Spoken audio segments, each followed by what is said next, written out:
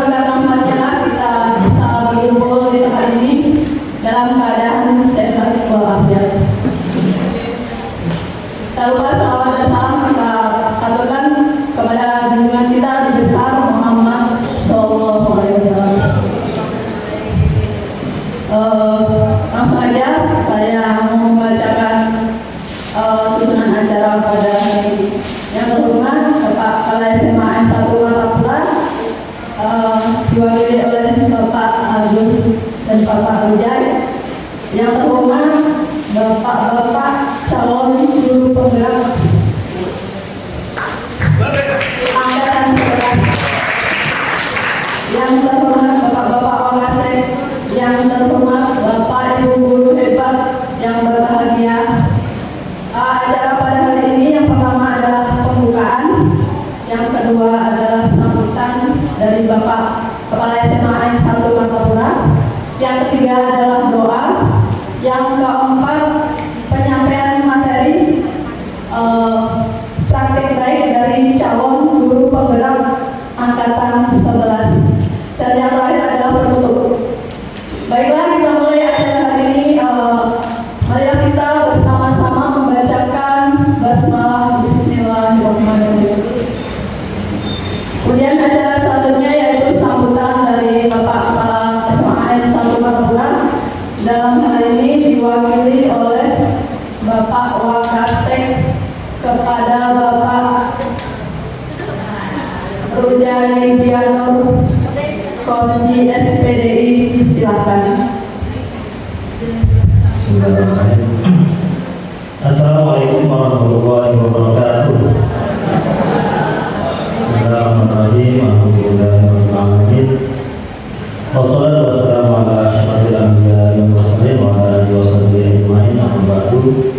Pertama-tama mari kita panjatkan bersyukur kepada Allah Subhanahu wa taala yang mana pada kesempatan kali ini kita diberikan kesehatan sehingga pada ini kita dapat berkumpul di tempat ini dalam rangka mengikuti diseminasi atau berbagi praktik baik tentang kegiatan guru penggerak pada Komponen Bersama. Selanjutnya salawat dan salam kita lakukan berkat kehadiran Nabi besar Muhammad Sallallahu Alaihi Wasallam serta pada seluruh sahabat kerabat beliau hingga akhir zaman. Yang kita hormati bapak-bapak kepala sekolah, yang kita hormati panitia pembahas Muhammadiyah, yang kita hormati kedua narasumber yaitu Bapak Wahyu Wardani dan kepada Bapak Rumah Hakim serta Bapak Ibu Dewan Guru yang berbahagia. Izinkan saya mewakili kepala sekolah mengucapkan yang pertama permintaan maaf karena beliau ada kegiatan di Dinas Pendidikan Provinsi Kalimantan Selatan.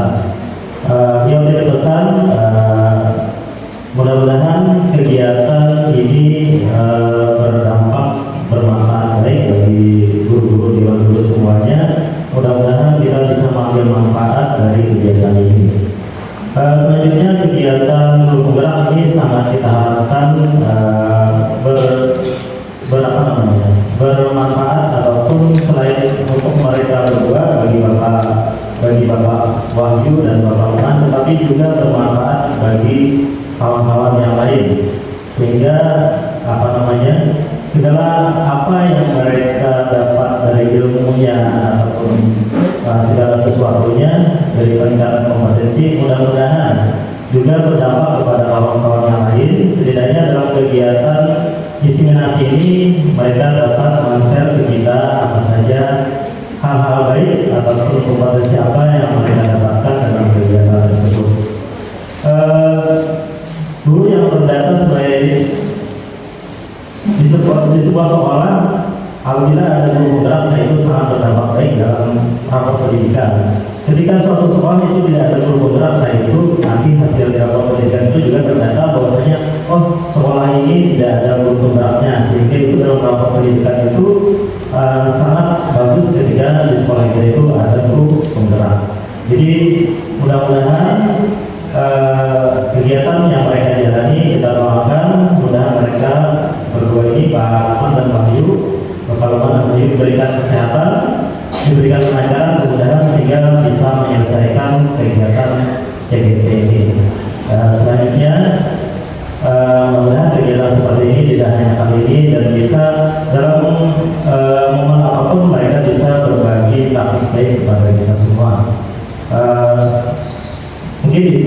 bisa kami sampaikan. Sekali lagi terima kasih pada Bapak Wahyu dan Bapak Lukman serta tim dari Komunitas Semangat Berlian dalam rangka melaksanakan kegiatan pada hari ini. Terima kasih atas segala perhatian dan mohon maaf atas segala kekurangan. Wabillahi taufiq wal hidayah. Wassalamualaikum warahmatullahi wabarakatuh. Demikianlah paparan dan arahan dari Bapak Rujai Yanur Koci SPDI. Selanjutnya kita akan mendengarkan doa untuk mengambil berkah hari ini supaya hari ini lancar tanpa halangan apapun. Kami mohonkan Bapak Hasbi untuk memimpin doa. Terima kasih.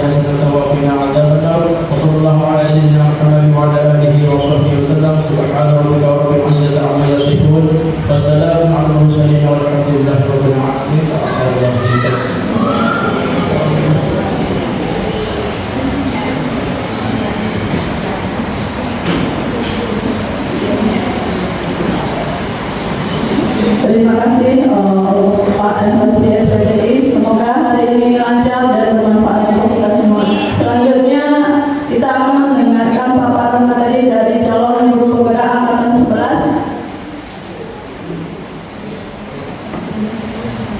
tentang praktik baik diseminasi calon guru penggerak angkatan 11 di Komunitas Berlian Semamang kepada Bapak Wahyu SPD LPDGR dan Bapak Lukman SPD. Dipersilakan. Terima kasih atas kesempatannya. Terima kasih juga kepada Bapak yang sudah mewakili kepala sekolah. Selamat siang Bapak Ibu semuanya. Masih semangat? Alhamdulillah, kalau semangat. Dulu ini luar biasa hari ini tangan kayu juga biasanya di luar hari tangan luar. Padahal tadi di luar biasa di luar.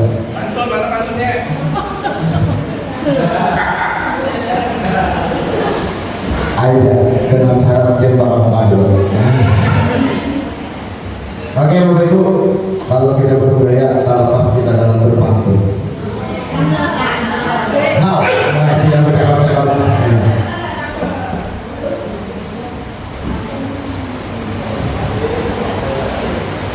Badannya kakak, wajahnya tua, membawa pacul untuk bertani. Apa kabar Tuhan Guru kita semua? Selamat datang di aksi nyata kami. Ada hewan komodo, si hewan melata, badannya besar, tajam kukunya. Assalamualaikum awal berkata, mudahan yang menjawab lancar rezekinya, tambah tinggi. Bapak Ibu, di jam-jam akhir ini kita beri pegawaiannya, banyak barang yang hari ini kita ada ice drinking, ada macam-macam yang nanti dijelaskan, cek pakaian ulur olahraga kita banyak praktek deh.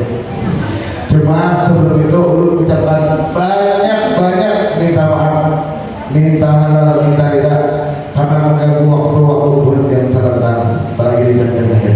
Yang kedua, ulur ucapkan terima kasih datang di acara kami walaupun udah sampai di ilmunya. Dan ketiga, ulur minta maaf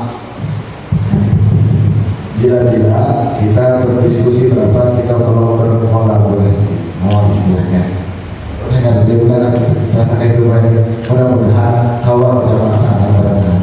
Bapak Ibu, dalam mengajar itu ternyata ada 3 poin yang harus kita laksanakan. Yang pertama apa? Modalnya ada 3. Yang pertama yaitu pendengaran. Masih mendengarnya kan mulai nenek? Ulur tes dulu pendengaran kan ada kan? Masih bersih. Berarti masih yakin ulur kalau pendengarannya bagus. Bapak Ibu siap menerima materi hari ini? Siap menerima materi ini? Alhamdulillah, ulun yakin dengan jawaban omongannya tadi berarti pendengarnya bagus. Itu poin pertama. Poin belajar dan poin mengajar itu bisa dipakai di sekolah di kelas masing-masing. Yang kedua, poin yang kedua adalah penglihatan. Kita cek masih bagus-bagus kan ada penglihatannya. Ayo Bapak Ibu ikuti yang ulun lakukan berdasarkan penglihatan dulu. Sekali lagi penglihatan dulu. Angkat tangannya. Ayo Bapak Ibu, tangan kanannya tangan manis, pegang telinganya, pegang dahinya, pegang dagunya, pegang matanya. Nah, ada yang memegang mata. Ini tes penglihatan. Lain pendengaran. Penglihatan.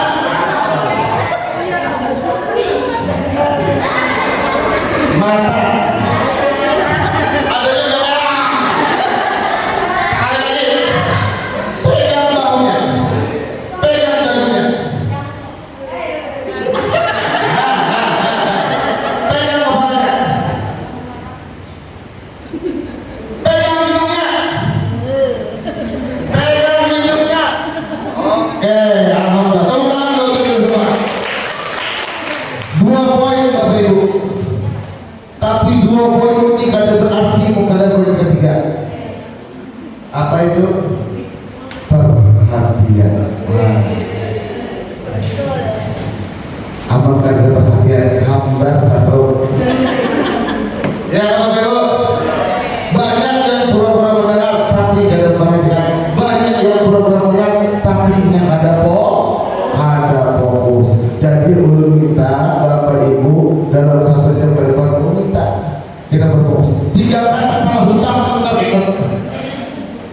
masalah akan bermasalahan lepas dulu. Panas masalah lepas keluar ini. Kita berenang keluar ini di sini. Bisa Bapak Ibu? Ulun tes pulang. Ya. Ulun tes pulang fokus. Bapak Ibu. Oh ini kurang semangat kita tepuk rimba. Ulun ada namanya tepuk rimba. Kayak apa tepuk rimba? Tepuk rimba. Ha. Ha.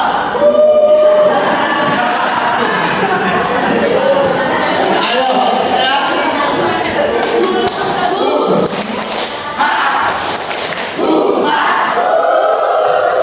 Luar biasa. Awalnya kirim ke Amazon sudah. Bapak Ibu. Maaf, hari ini saya begini. Ulun tes fokusnya. Dalam 1 tahun ada 12 bulan. Ya Bapak Ibu. Setiap bulan tadi ada yang sampai tanggal 31 ya bermudah-mudahan 30 29 bahkan 28. Dengan pertanyaanku, ada berapa bulan yang sampai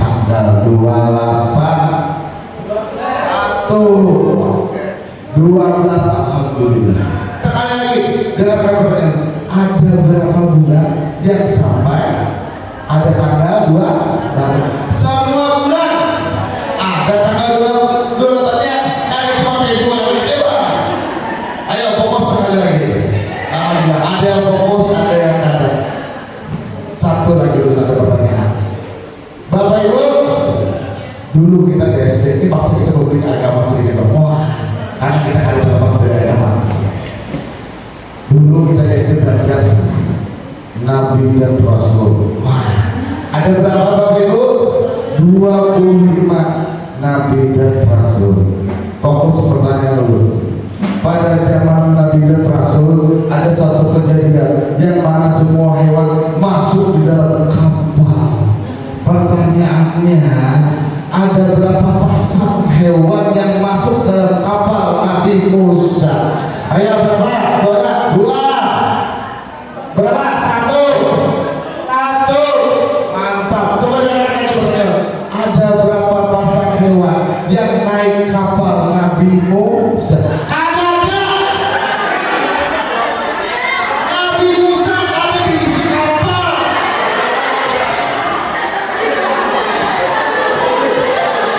Yang ada kapal Nabi ada bapak. Oh, karena berharap fokusnya dapat ditingkatkan lagi.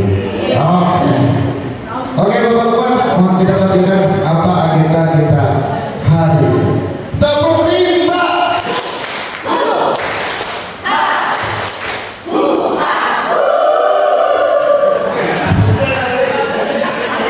Oke, yang pertama ada konsep ini. Tadi judul ada poin penglihatan.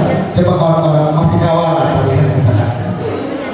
Konsep inti budaya positif. Yang pertama ada perubahan paradigma, disiplin positif, nilai-nilai kebajikan, kebutuhan dasar manusia, motivasi perilaku manusia, keyakinan kelas, posisi kontrol grup, segitiga institusi. Hari ini itu yang kami sampaikan. Kebetulan ulur lawan di sana ulur yaitu Pak Roman karena dapat tugas melaksanakan alhamdulillah dari sekolah dapat fasilitas. Tapi terima kasih banyak dulu dan teman-teman sesekali mau ikut serta. Lanjut Pak Roman. Gerak cepat aja. Pembelajaran dengan paradigma baru.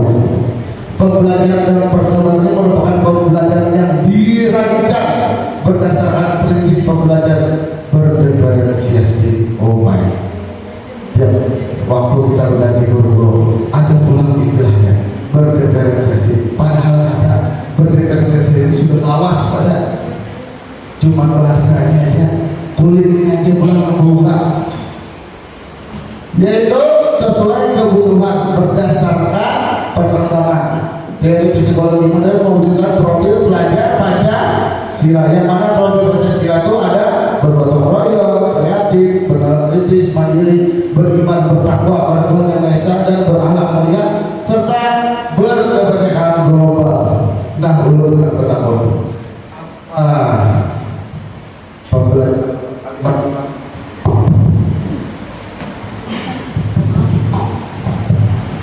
kalimat pemantik hari ini berdiferensiasi. Adakah hendak berpikir kira-kira apa itu berdiferensiasi?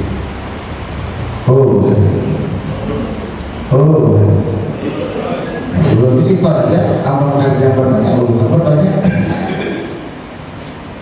Kayaknya guru bahasa Indonesia bagus pengeluaran. Berdiferensiasi. Nama senior terus pasti nama belum pernah mendengar suaranya. Apa kira-kira itu berdiferensiasi?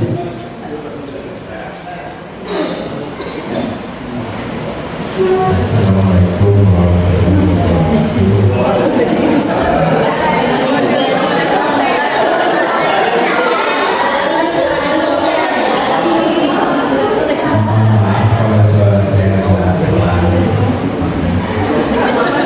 Jadi kalau berdasarkan pengertiannya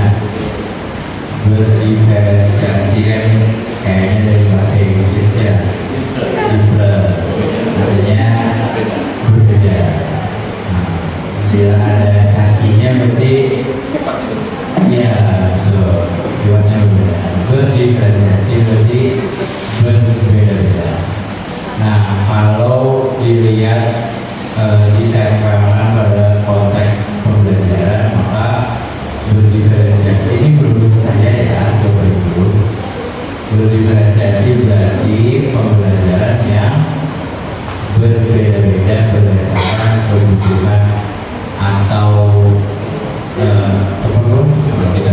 kepentingan ya, kepentingan murid atau peserta didik. Nah, saya pernah memikirkan bahwa sebelum sekolah formal menyatakan kalau pendidikan modern itu adalah yang berdiferensiasi, saya lihat malah pesantren itu sudah menerapkan pembelajaran berdiferensiasi kayaknya masih setahun yang lalu dulu. Kalau pesantren koleksi ya, nah itu di pesantren saya lihat berdiferensiasi Pak, karena di pesantren itu kalau tidak salah ya, kalau belum selesai di bab yang ini belum boleh lanjut ke bab yang berikutnya. Sedangkan di pendidikan formal yang saat ini kita sebagai gurunya itu sepertinya tidak seperti itu. Begitu. Demikian Pak Wahyu sepengetahuan saya. Tepuk tangan dulu untuk Bapak luar biasa, terima kasih. Berdiferensiasi artinya mengelompokkan ya. Padahal ulun yakin kita sudah menggawe itu, contohnya ulun olahraga Bapak Ibu. Ulun dari jauh-jauh sudah bisa mengelompokkan harus seperti destinasi itu lagi. Sudah datang bunga selawatan. Berdasarkan sekarang sekolah kita alhamdulillah mulai ke SS ya. Datang sekolah sehat bahkan sudah melakukan asesmen yang baru, namanya asesmen kebugaran. Yang dibawahi oleh Bu Ana dan Pak Muhammad dan rekan-rekan yang lainnya. Artinya kita sudah menggawi sama kayak di Bapak sudah lama, sudah terlaksana. Cuma kadang kita terkejut dengan istilah yang baru. Mungkin begitu. Ya kalau berarti, ya kira-kira berarti itu apa berdiferensiasi ini?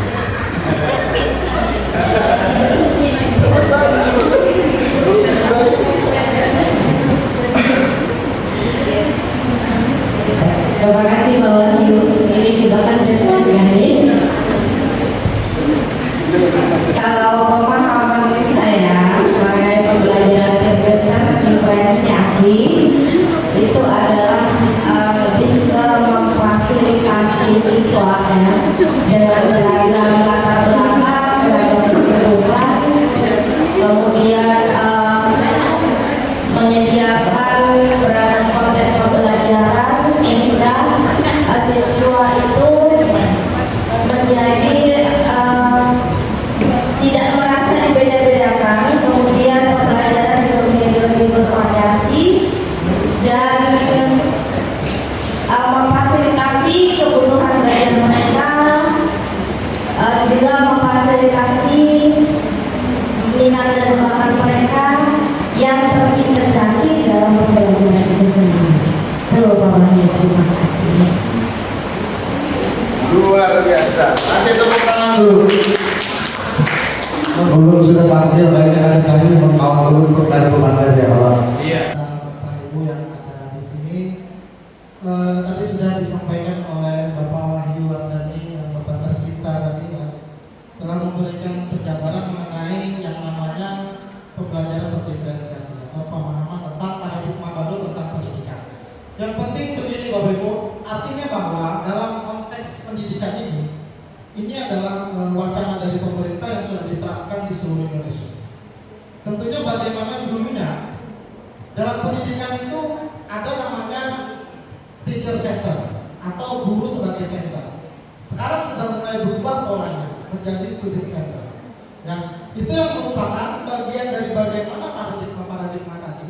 Dilihat bagaimana kita sebagai seorang guru, bagaimana kita melihat para peserta didik kita atau yang biasa disebut dengan murid ini, ya, kalau lu lebih senang menyebutnya kata murid daripada peserta didik, ya, lebih senang kata murid daripada peserta didik. Nah disitulah, dari pembelajaran paradigma baru tadi yang muncullah pembelajaran berdiferensiasi. Artinya setiap orang itu unik. Ulun mengajar sosiologi, ada satu materi di dalam sosiologi itu tentang kepribadian. Ulun memperhatikan ada beberapa anak kembar di sekolah ini yang dilihat semua apa yang berada di mereka itu berbeda. Walaupun secara genetik mereka itu sama, tetapi secara kepribadian mereka itu berbeda. Artinya setiap orang itu unik, dia memiliki keunikan masing-masing. Nah, disitulah kita sebagai seorang guru, bagaimana menunjukkan keunikan-keunikan itu, bagaimana kita itu memfasilitasi mereka. Makanya sekarang guru itu disebut sebagai fasilitator. Nah, itulah yang tadi ditekankan bahwa bagaimana kita menunjukkan pembelajaran berdiferensiasi yang sudah disebutkan oleh Kanda Waktiwardani tadi. Iya, lalu beliau karena beliau tadi luar biasa dengan semangatnya, apalagi ada tepuk limbahnya, nanti ada tepuk tarsak. Biar lebih semangat lagi. Nah, kita lanjut ya setelah dalam konsep paradigma baru.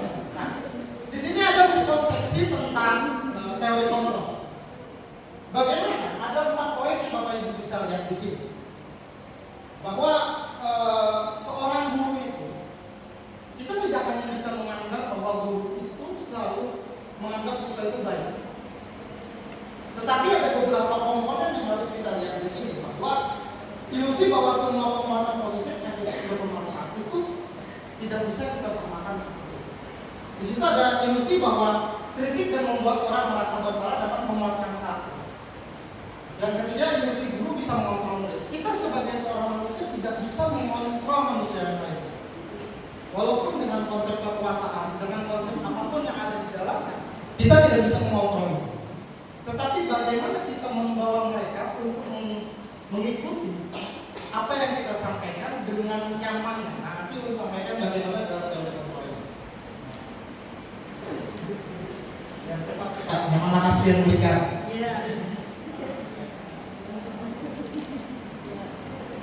Nah, di sini ada beberapa poin perbedaan yang Bapak Ibu bisa lihat. Artinya kita sebagai seorang guru harus melihat beberapa kondisi di sini. Ada stimulus respon dan juga teori kontrol.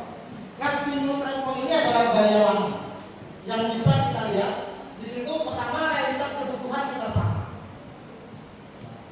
Ada hak dan kewajiban oleh guru, tapi tidak semua anak itu bisa dikatakan sama.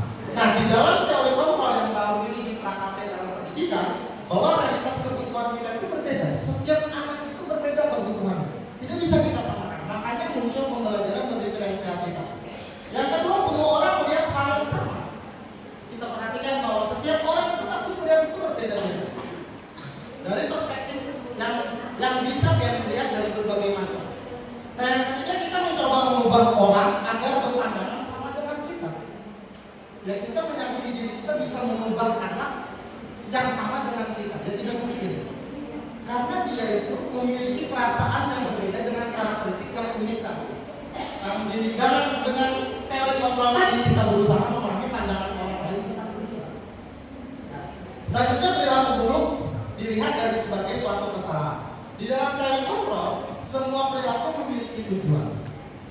Ini kita lihat dari dalam kondisinya di anak zaman sekarang dengan kondisi mental yang ada terjadi, yang bahwa perilaku buruk itu jangan dianggap sebagai suatu kesalahan, tetapi bagaimana dilihatnya, apa tujuan mereka. Terkadang kita langsung menilai segala sesuatu itu salah bagi kita terhadap mereka. Ada lagi di sini, orang lain bisa mengontrol saya, hanya Anda yang bisa mengontrol diri Anda. Mungkin ibu dan bapak yang ada di sini mungkin bisa mempraktekkan ya, atau ulun yakin bahwa pihaknya di sini lebih hebat dalam hal ini, dalam hal bagaimana yang memberikan pengajaran di dalam kelas, bagaimana yang memotivasi siswa dengan baik.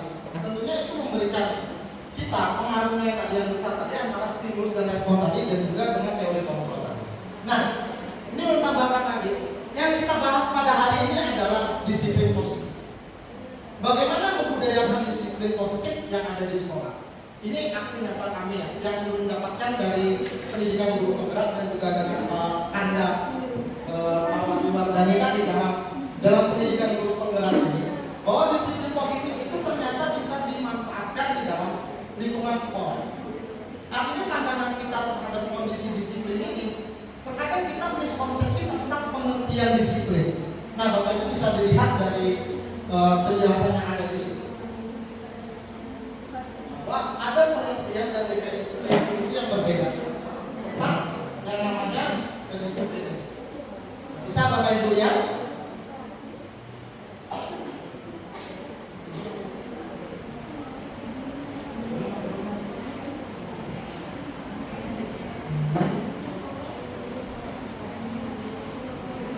Jadi kalau kita lihat dari pengertian besar bahwa disiplin itu berasal dari bahasa Latin yang artinya belajar. Tetapi ada kata lain dari bahasa disiplin itu yang disebutnya bahwa untuk menjadi seorang murid atau pengikut, seorang harus paham betul alasan mengapa mereka mengikuti suatu aliran atau ajaran. Artinya terkadang kita itu miskonsepsi bagaimana kita itu berpandangan bahwa bagaimana memunculkan keinginan siswa terhadap pembelajarannya. Yang dilihat itu terkadang bagaimana gurunya. Padahal yang dipentingkan oleh siswa itu adalah pembelajarannya. Dia mendapatkan pembelajaran itu untuk ke depannya. Tetapi terkadang melihatnya kondisi gurunya siapa. Itu yang sering terjadi. Gurunya siapa, apa mata pelajarannya dan sebagainya macamnya itu dilihat berdasarkan itu, bukan kesukaannya, bukan keinginannya sendiri. Maka dari itulah kita sebagai guru memunculkan motivasi-motivasinya terhadap siswa ini atau murid ini dengan motivasi yang intrinsik, yang motivasi dari dalam. Terkadang mereka itu melihatnya itu dari sudut pandang ekstrinsic atau dari luar atau eksternal biasanya disebutnya. Nah, bisa kita lihat.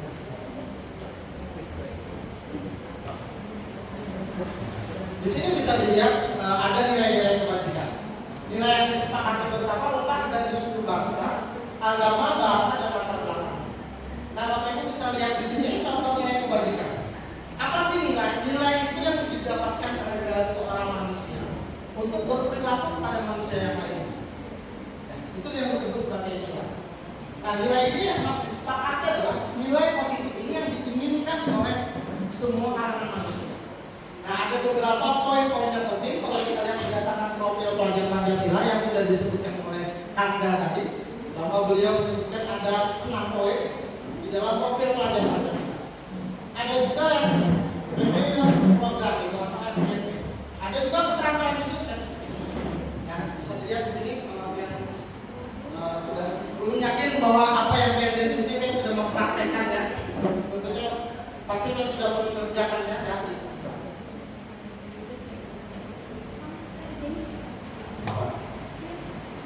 Nah, selanjutnya kita bicara tentang kebutuhan dasar manusia.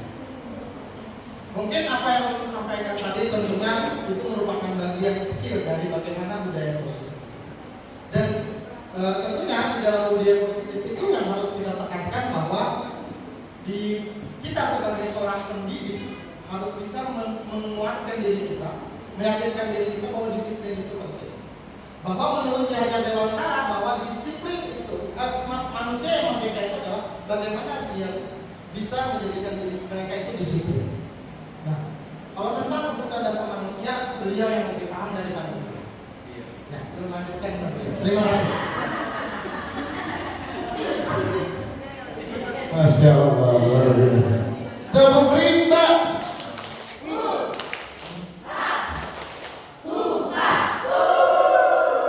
Luar biasa. Kebutuhan dasar manusia adalah segala sesuatu yang kita lakukan untuk apa yang kita lakukan, untuk mendapat apa yang diinginkan. Seluruh tindakan yang kita lakukan memiliki tujuan tertentu. Ya, Bapak Ibu, memiliki tujuan tertentu. Dan semua usaha terbaik yang kita lakukan adalah dalam rangka agar kebutuhan dasar terpenuhi dengan baik. Tapi ini macam-macam cobaannya lebih baik. Tapi itu kita akan beri berapa kali kita jatuhnya. Yang penting berapa kali kita sanggup bangkitnya. Lanjut keluarga. Ikan sebab ikan gabus makin cepat makin lurus. 5 kebutuhan manusia dasar manusia itu 5 ya. Yang pertama bertahan hidup, jelas bagaimana. Yang kedua kasih sayang dan rasa diterima. Monitor yakin bagus sambungnya. Yang ketiga kekuasaan, yang keempat kebebasan, dan yang terakhir adalah kesenangan. Contoh kebutuhan hidup, makanan, pakaian, tempat tinggal, keamanan, keselamatan, kasih sayang, kasih terima, diperdulikan, dicari termasuk kekainan, ulun berdiri pun, jangan luar biasa imongnya, jangan kau ulun sawahnya sendiri orang, jangan kawa, penguasaan, harga diri, keinginan, kebebasan, mandiri, kesenangan, bermain, humor, tertawa. Nah, tertawa itu penting. Coba Bapak Ibu berdiri semuanya. Akan mencoba. Bawah yuk, biar nyebat sedikit bisa. Kali bisa bernyanyi, kali bisa berjoget, kali bisa riak, kali bisa maling-maling. Sekarang pian berpasangan berhadap-hadapan. Cari orang yang bisa berhadapan. Nah, bisa dong. Bisa dong. Ya, saudara, dapat pasangannya? Dapat pasangannya? Manusia diciptakan berpasangan. Segera cari pasangannya.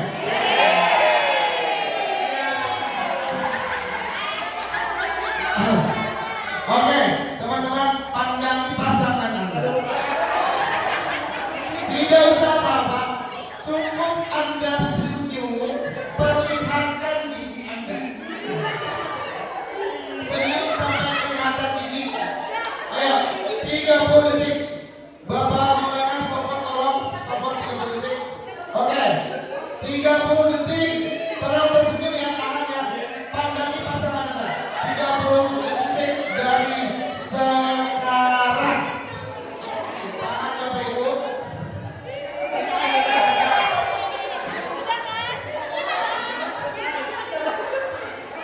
Sepuluh detik lagi. 5, 4, 3, 2, 1. Cukup dulu. Tanpa kita sadari, kita jadi orang yang pamulihingan sehari. Ternyata energi positif itu menarik. Jadi apa orang kita tak boleh, orang tak boleh. Kenapa orang kada kuasai bulan pamarikan ini? Karena sini orangnya pamulihingan. Padahal kita masuk memperhatikan setiap panggilan sini karena kuasai kan. Amun sini tak boleh, habis dia. Lanjut.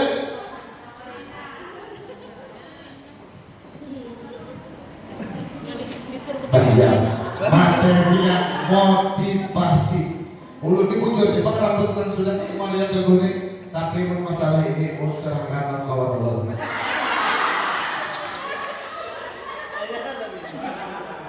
Kolaborasi. Tadi silahkan. Silahkan ke rumah. Terima kasih Anda yang mengulang kita senyum hari ini kalau saudara. Ini serius ulang disuruh nyulang. Mohon maaf dulu nih kan kita bisa budaya. Nah, tadi sudah disampaikan oleh Anda tadi di depan tadi tentang manusia itu memiliki 5 kebutuhan dasar itu. Ya.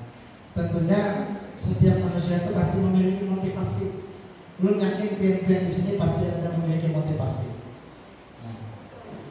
Nah, di sini pian bisa lihat kita masuk ke ranah lebih dalam lagi. Nah, tentang kayak peran seorang anak atau seorang murid yang selalu kita ajarkan, yang selalu kita ketemu setiap harinya. Nah, kita memandang mereka, melihat mereka, memperhatikan mereka dengan segala tindakan yang ada di kelas, dengan segala keunikannya. Nah, tetapi yang kita harus sadari bahwa ada motivasi dari anak. Terkadang kita lupa sebagai seorang pendidik, anak tuh kalau ke sekolahan hendak apa? Kita datang, kita mengajar, selesai pembelajaran sudah habis apa yang kita selesaikan. Tapi kita harus melihat dulu kayak apa keinginan anak. Anak itu maunya seperti apa. Nah, inilah yang kami dapatkan dalam program pendidikan guru penggerak ini. Bagaimana kami sebagai seorang pasti guru dan juga seorang fasilitator memberikan hal yang positif yang akan memunculkan ada 2 motivasi. Tetapi yang harus Bapak dan Ibu sini perhatikan, ada motivasi biasa disebutnya eksternal dan internal. Nah, bisa dilihat dalam PowerPoint yang ada. Dalam motivasi yang eksternal dari luar, mereka itu tujuannya ke sekolah, mereka itu di dalam sekolah dia melakukan segala tindakan yang teratur itu karena apa? Karena untuk menghindari ketidaknyamanan atau hukuman, dan juga untuk mendapatkan imbalan atau penghargaan dari orang lain. Belum yakin di sini ibu-ibu anak biar pasti yang menengok anak sekolah minta duit sama dulu ya. Belum gitu dia sekolah dulu, yang mau kita dulu sekolah, ayo aja asal lu minta duitnya. Nah, belum motivasinya dulu dapat duit sama dulu. Artinya ada imbalan dan penghargaan. Nah, sekarang harus kita lihat dulu seperti apa. Itu motivasi eksternalnya. Tetapi pada saat anak yang banyak di sekolah, kita harus munculkan yang namanya motivasi intrinstiknya dari dalamnya.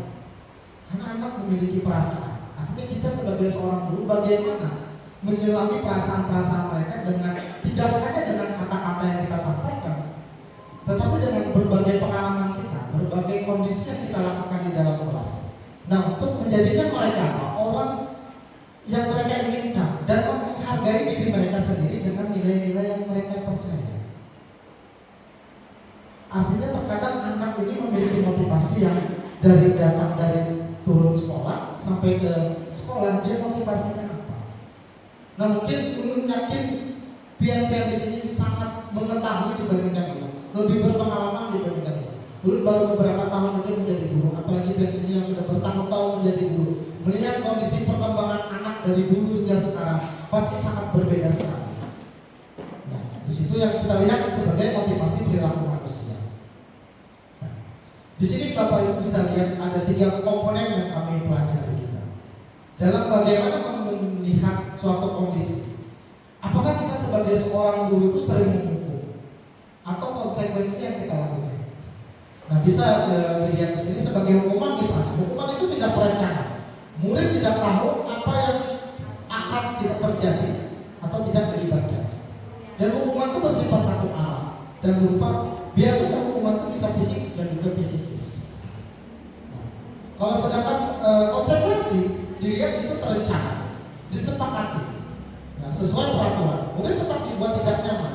Sikap guru selalu memonitor murid. Nah, di dalam pendidikan ini kami diajarkan yang namanya restitusi.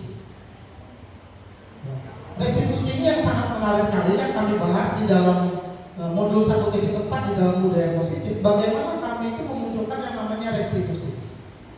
Kita tidak lagi berbicara tentang hukuman, kita tidak lagi berbicara tentang konsekuensi, tetapi ada yang namanya restitusi. Nah, bisa dilihat di situ. Restitusi ada 2 poin yang kami tampilkan di sini. Yang pertama, proses menciptakan kondisi bagi murid untuk memperbaiki kesalahan.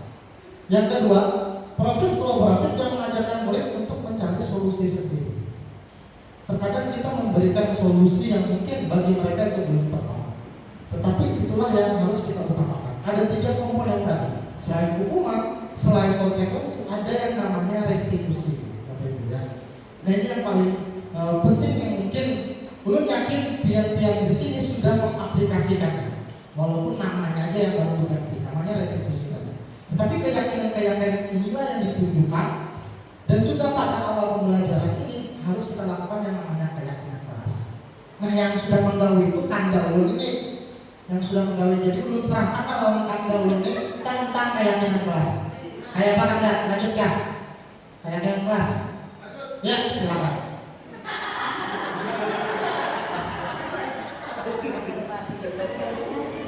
Iya, coba. Ini menambahkan sedikit. Jadi ada aturan yang masalah hukuman tadi. Nah, harinya yang dapat kasus nemu anak. Jadi sebagai kita tidak sebagai eksekutor, tapi berat dua-dua, perlahan kita rubah. Tadi ada kata pemantik, ada istilah keyakinan kelas. Mungkin Ibu Sari dan Ibu bisa membagikan. Ibu dan Bapak akan nanti mendapat masing-masing 2 kertas. Ada istilah keyakinan kelas dan mengapa keyakinan kelas bukan peraturan kelas. Sebagai senior kami nak bertahun, apa bedanya?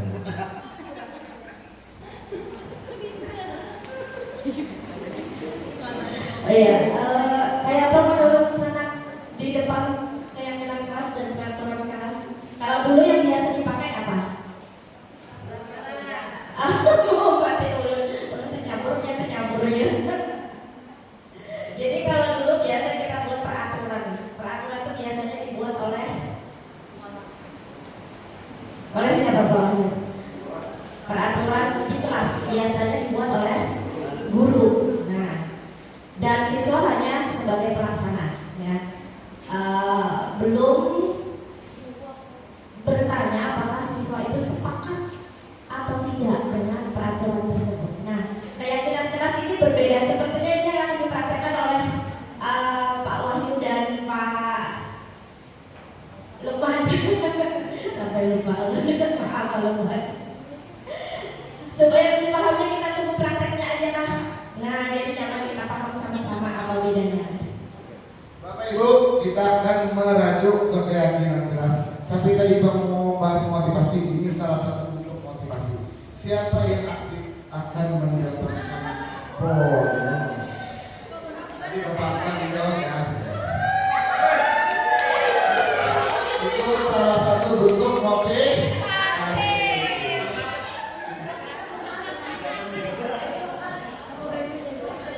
Itu salah satu bentuk motivasi.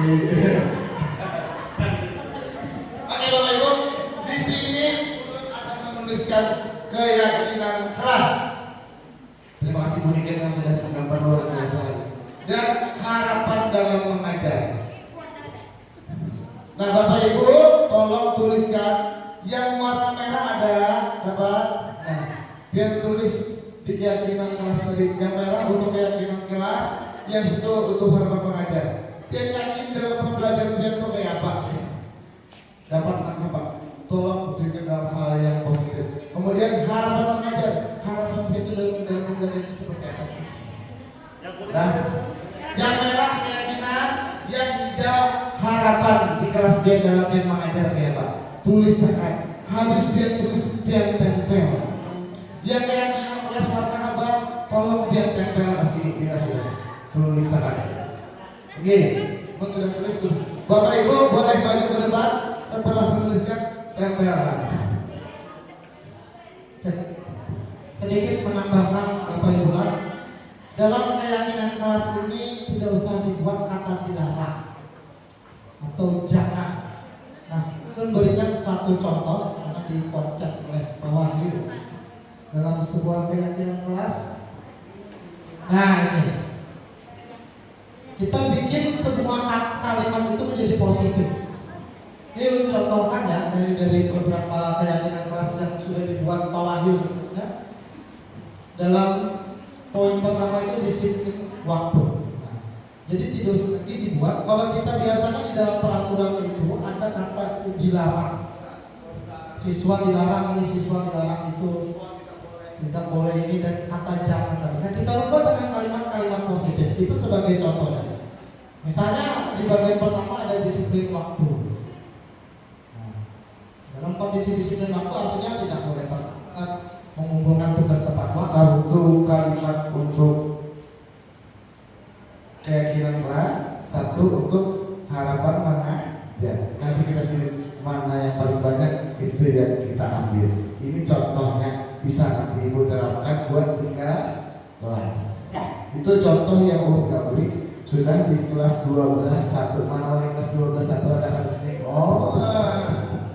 Oke, Bapak Ibu tuliskan hal positifnya, tidak boleh, jangan siswa dilarang. Oh, kosakatanya yang bagus sedikit.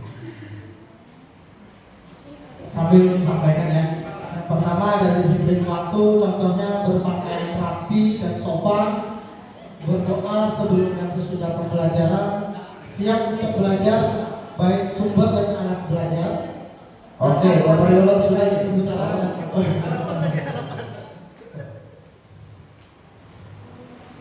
Oke, teman-teman yang sudah mohon maju ke depan untuk keterlibatan. Ayo maju. Ayo Bu Yuni. Oke, hijau mereka. Keinginan warna merah, harapan warna hijau. Ayo Bapak Ibu.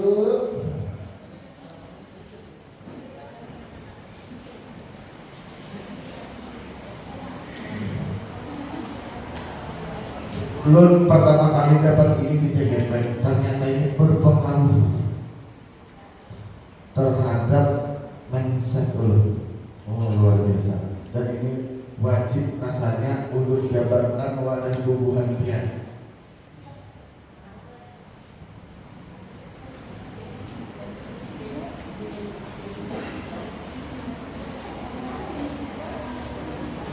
Mantap sekali Bapak Waka.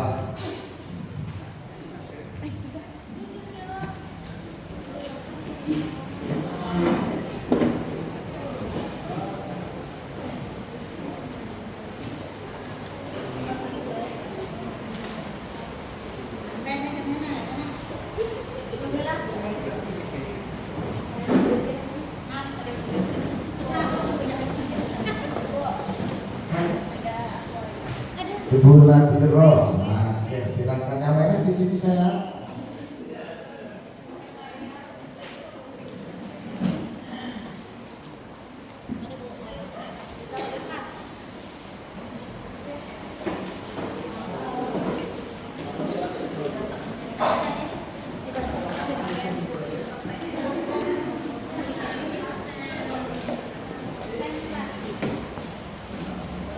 Luar biasa di sini sudah mulai terlihat nih.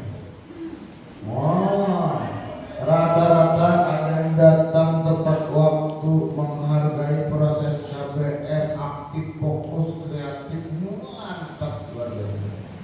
Ini nanti Bapak Ibu diambil yang terbanyak, dikumpulkan apa hasilnya kita simpulkan. Itulah yang menjadi kesepakatan kelas. Ulun yakin sebenarnya ujiannya sudah cuman kan ada tulis ya kan? Ya kan? Nah, itu yang sudah melaksanakan untuk ingatkan kembali. Nah, itu untuk kesepakatan dan harapan mengajar.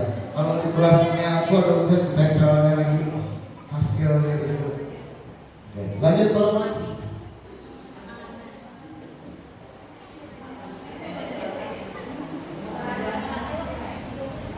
Hehehe. 57 menit.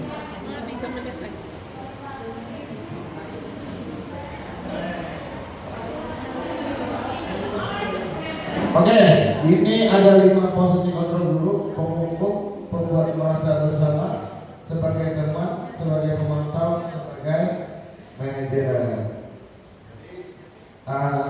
Ulun pernah melakukan drama, mungkin ibu-ibu sudah lihat di status ulun. Padahal pengennya hari ini kita praktek langsung. Cuman kayaknya ofisinya nggak ada memungkinkan.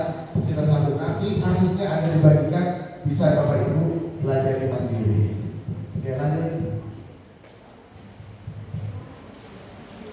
Nah, jadi ada 5 posisi kontrol ya yang bisa kita diperhatikan di sebelumnya tadi. Dalam kondisi 5 posisi kontrol ini ada pemukul, pembuat rasa bersalah, teman, pemantau dan juga manajer. Nah, bisa dilihat berdasarkan studi kasus yang bisa ibu lihat di sini.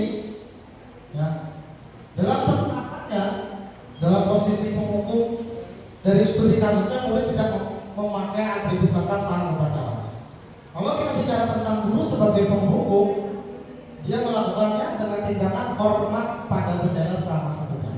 Sedangkan membuat rasa bersalah, ada pertanyaannya berapa kali ibu atau bapak harus memberitahu kamu selalu saja membuat bapak dan ibu kecewa. Nah, yang ketiga ada teman. Jadi ada posisi kontrol guru itu sebagai teman, yaitu bagaimana kita itu sebagai guru mendekati anak dan kondisi tadi. Misalnya, ayo dong ikuti aturan sekolah, tolong bantu bapak ibu sekali. Ya sudah, tidak apa-apa. Lain kali jangan berbuat seperti ini lagi ya. Nah, di sini juga ada namanya posisi pemantau. Bisa dilihat berdasarkan penerapannya. Ini ada satu kalimatnya, misalnya sudah melanggar peraturan sekolah. Kamu tahu konsekuensinya.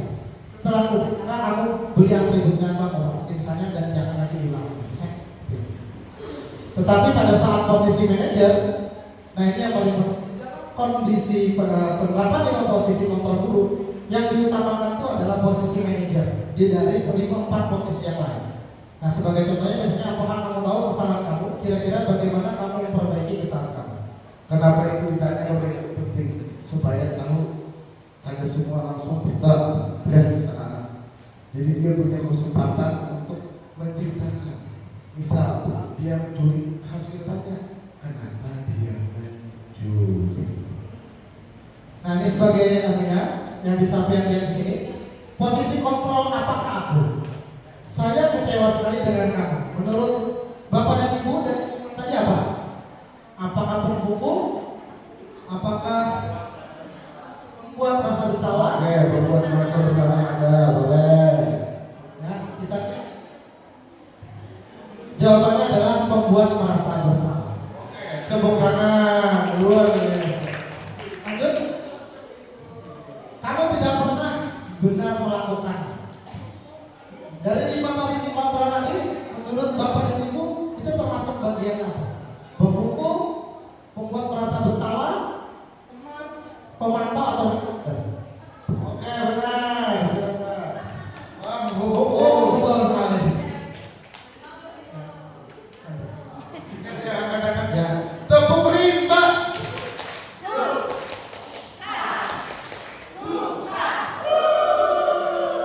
Oke, kita lanjut lagi ya. Nah, apa rencanamu untuk menyelesaikan masalah ini? Apa tadi ada manajer ya, menyebutkan kata manajer. Kita lihat benar atau tidak. Betul sekali manajer. Mantap. Mantap sekali. Lanjut, Bu. Ayolah lakukan demi Bapak atau Ibu. Teman, yakin? Betul sekali ya. Pinter nih teman-teman belum pernah. Luar biasa ya. Begitu. Kita 3 bulan udah mulai jalan ini. Mereka sekali ketemu langsung tahu. Luar biasa. Satu lagi Iya, ya, iya. itu ada proses pemantau tadi. Nah, terakhir ini bagian dari segitiga institusi. Lanjut aja. Apa sih segitiga institusi? Segitiga institusi itu adalah sebuah proses dialog. Dilihat dilakukan guru untuk menciptakan siswa yang mandiri dan bertanggung jawab. Ada 3 tahap segitiga institusi. Yang pertama, menstabilkan identitas, validasi tindakan yang salah, dan yang ketiga menanyakan keyakinan. Jadi di sini bisa dilihat ada contohnya, misalnya pesan identitas, misalnya berbuat salah itu wajar atau tidak ada manusia yang sempurna. Nah, itu merupakan contoh-contoh dari menstabilkan identitas. Nah, ada yang namanya validasi tindakan yang salah. Berdasarkan prinsip setiap perilaku berupaya memenuhi suatu kebutuhan tertentu, ya, guru akan bergeser dari pemikiran stimulus menjadi proaktif. Nah, di situ bisa dilihat contoh-contoh kata-katanya atau kalimat yang digunakan. Ya, kamu pasti bisa Setiap tindakan ada validasi. betul, ada validasi tindakan yang salah seperti apa. Yang terakhir ada menanyakan keyakinan. Karena Bapak Ibu sudah membuat yang namanya keyakinan kelas dan juga harapan mengajar, disinilah munculnya. Seandainya siswa atau murid tadi melakukan tindakan kesalahan yang mereka lakukan akan ditekankan oleh guru dengan keyakinan kelas ini. Sebagai contoh misalnya, apa keyakinan kelas kita? Nilai-nilai apa yang disepakati bersama dan yang sudah disepakati yang sudah Bapak dan Ibu tulis di sini itu diklasifikasi nanti dan dibikin dalam sebuah poster, bisa ditempel. Ini contoh video kejadian Bapak Ibu ya. Oke, lanjut aja dulu.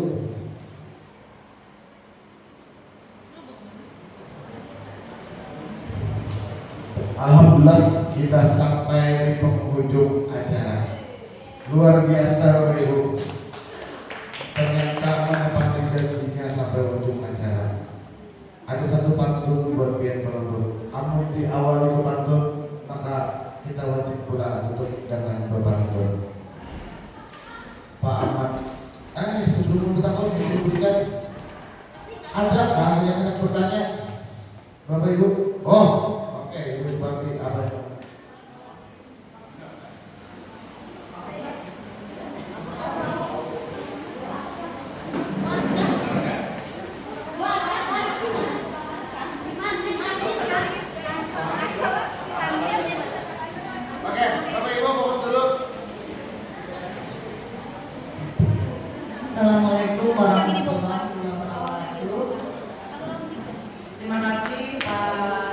Lukman juga Pak Wahyu atas kesempatan yang diberikan kepada saya. Mohon izin bertanya, tadi sudah dijelaskan mengenai keyakinan kelas juga harapan mengajar. Nah, pertanyaan saya di sini adalah dalam sebuah keyakinan kelas itu apakah dilakukan oleh wali kelas saja atau guru mata pelajaran saja pada saat awal semester? Itu aja pertanyaan saya. Terima kasih. Assalamualaikum warahmatullahi wabarakatuh. Terima kasih luar biasa, pertanyaan yang luar biasa. Ini kayaknya harus dijawab oleh Pak Rokman langsung sebagai Rocky Guru. Ini dikuatkan oleh Pak Wahyu ya. Bahwa dalam ini untuk keyakinan kelas itu yang disepakati oleh kelas itu tidak hanya wali kelas saja. Tetapi yang harus kita sadari dulu di awal bahwa keyakinan kelas itu yang pertama kali masuk itu dari wali kelas itu dulu. Jadi wali kelas saya yang memulai. Wali kelas saya memulai dengan keyakinan kelas yang dikuatkan oleh para siswa, para muridnya. Nah, pada saat dikuatkan itu nanti penebarannya itu dari guru mata pelajaran. Kalau sudah penebarannya dari guru mata pelajaran, dilihat berdasarkan kondisi dari guru mata pelajarannya ke muridnya nanti. Akan tetapi mereka sudah memiliki nilai tanggung jawab dan juga nilai mandiri. Itu yang berdasarkan tadi yang disebut oleh Pak Wahyu tadi, pembelajaran diferensiasi. Nah, jadi bisa dibikin oleh guru wali kelas dulu, baru guru mata pelajaran. Oke, Bapak Ibu, itu jawaban hormat. Kalau jawaban hormat doain wajib, karena aturannya sebagai landasan, tanpa landasan tidak ada sebuah hubungan. Oke, itu Bu Supardi, terima kasih banyak. Ya teman-teman, diawali berpantun maka ditutup berpantun. Pak Ahmad memakai kupiah Haji Jahid dengan dulu tuh. Wabillahi taufiq wal hidayah. Wassalamualaikum warahmatullahi wabarakatuh. Tepuk ringka.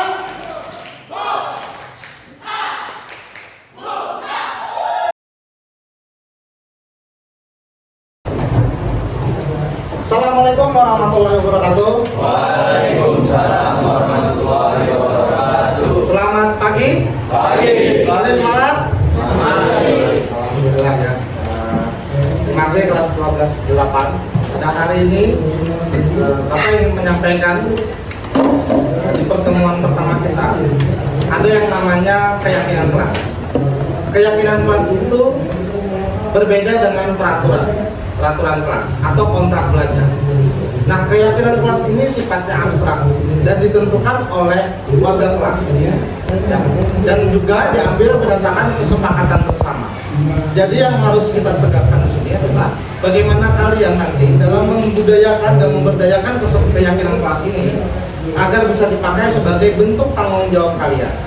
Nah, nanti Bapak akan memberikan dua sticky note ini buat kalian untuk menuliskan nanti keyakinan kelas ya, nanti akan ditempelkan di papan tulis, dan keyakinan kelasnya nanti dilihat berdasarkan yang terbanyak ya.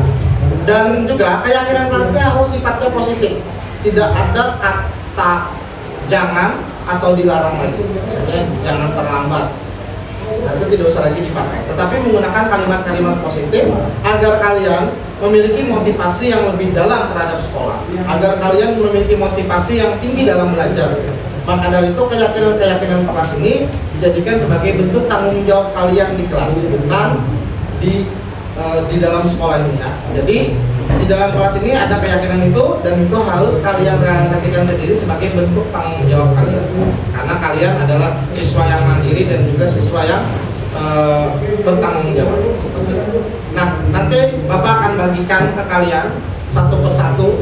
Ada dua komponen yang Bapak bagikan. Yang pertama ada keyakinan kelas, yang kedua ada harapan kalian dalam belajar. Kalian punya harapan seperti apa? Nah, keyakinan ini dalam kertas warna hijau, sedangkan harapan ini kertas warna pink ya. Bapak bagikan satu persatu. Oke.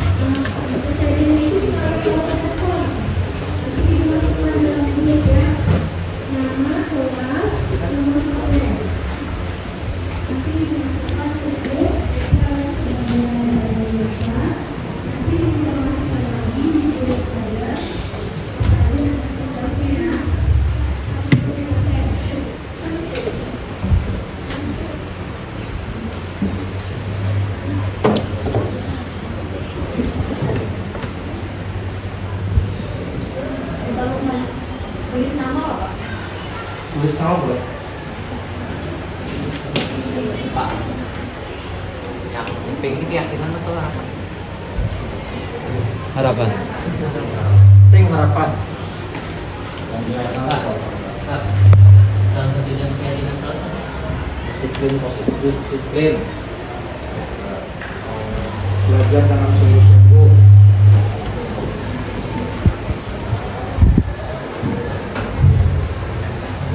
Hadir tepat waktu. Itu merupakan bagian dari sebuah keyakinan kita. Menunjukkan tugas tepat waktu.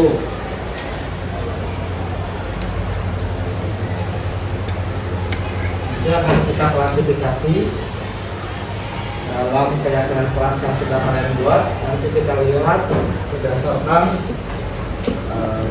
hasil yang terbanyak, itulah nanti yang akan menjadi keyakinan kelas di kelas 12-8. Dan juga harapan kalian dalam belajar itu apa saja? Dan memiliki harapan seperti apa? Tentunya Bapak yakin kalian memiliki harapan yang besar dalam sekolah, dalam belajar. Bagi kalian di kelas 12 ini sudah mendekati fase yang harusnya kalian memiliki tujuan lagi setelah ini. Semoga kalian adalah orang-orang nantinya akan melanjutkan tonggak perjuangan dari kami yang sudah tua ya. Jadi kalau bisa kalian nantinya memiliki harapan yang besar terhadap pembelajaran dan juga kalian memiliki harapan yang kuat dalam belajar di sekolah ini. Kalian pasti memiliki impian dalam belajar. Yang seperti apa yang kalian harapkan? Kalian ingin belajarnya seperti apa?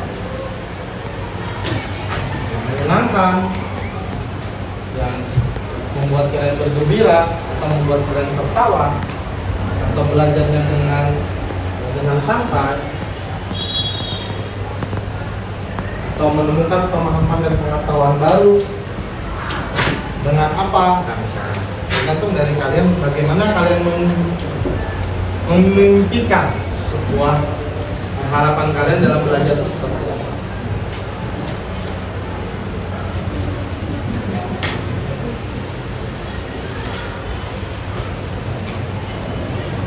Kalau keyakinan kelas itu kalimat-kalimat positif yang kalian buat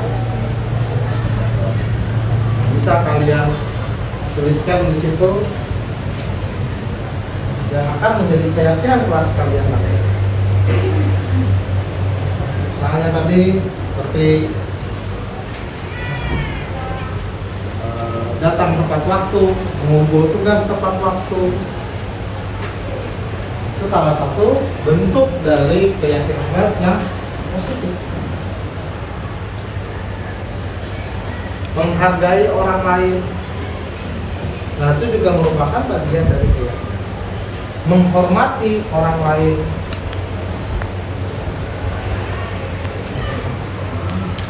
nah kalau kalian sudah selesai menuliskan keyakinan kelas dan harapan kalian, silakan kalian tempelkan di papan tulis ini, dua papan tulis ini. Ini sudah Bapak tuliskan, ada keyakinan kelas dan juga ada harapan. Ya, silakan maju ke depan, silakan kalian tempel di sini.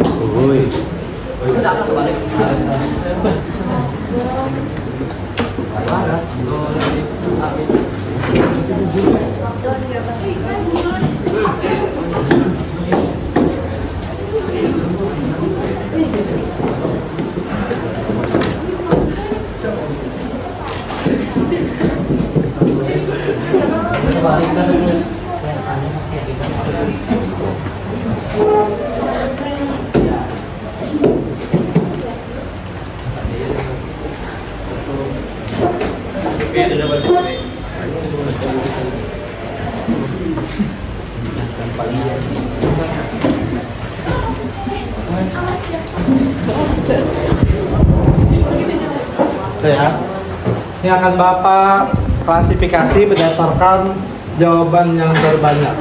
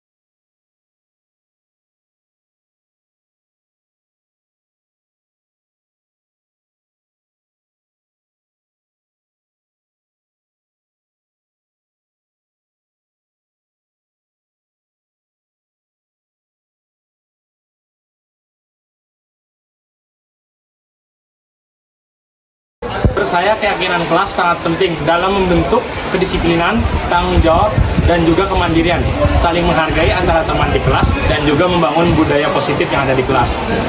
Saya merasa nyaman dan tanpa ada penekanan dalam belajar dan juga menyenangkan. Assalamualaikum warahmatullahi wabarakatuh. Perkenalkan, nama saya Arka Purwanugraha Pratama dari kelas 12-8. Menurut saya keyakinan kelas sangat penting karena dapat membentuk kemandirian dan kedisiplinan dalam menghormati dan menghargai orang lain dan membentuk sosial budaya yang positif di lingkungan kelas. Dan saya tidak merasa ada penekanan dan sangat menyenangkan belajar di kelas. Perkenalkan, nama saya Agustina Binasoma dari kelas 12-8. Menurut saya keyakinan kelas sangat penting dalam membentuk kedisiplinan